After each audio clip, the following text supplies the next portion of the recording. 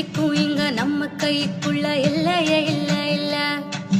அரஜன வயிற்றுக்கும் அளவில்ல ஆசைக்கும் அலையிற கூட்டம் இல்ல.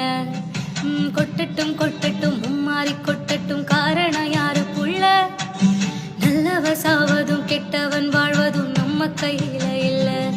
உசரே நீ